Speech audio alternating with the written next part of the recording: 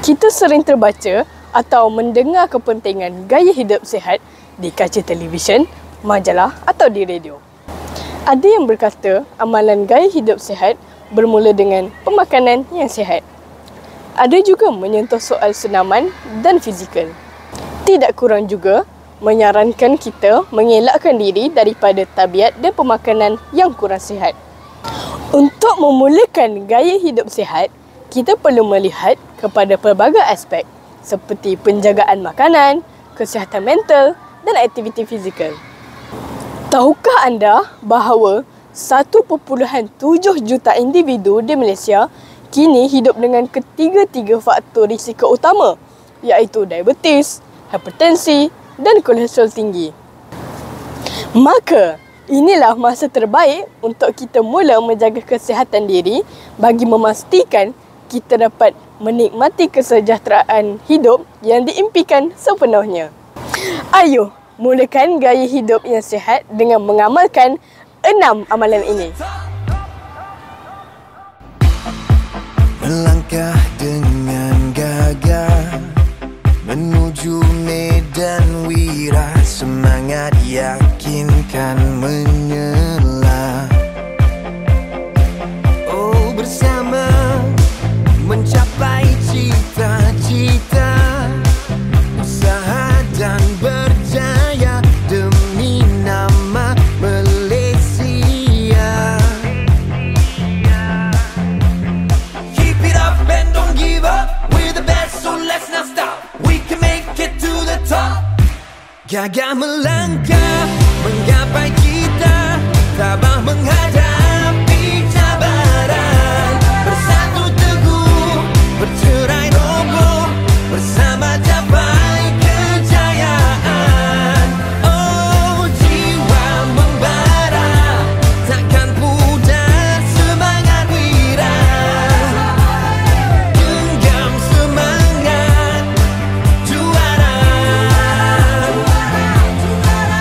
bersama mengharungi teguh berdiri, segala cabaran menanti.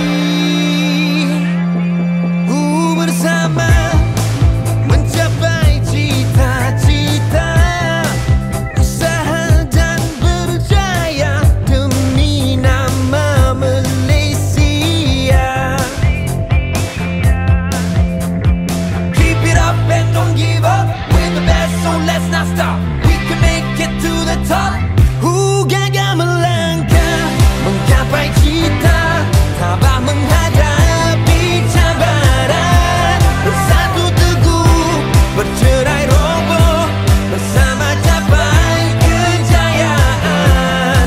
Oh, jiwa membara, takkan pudar semangat wira, genggam semangat juara.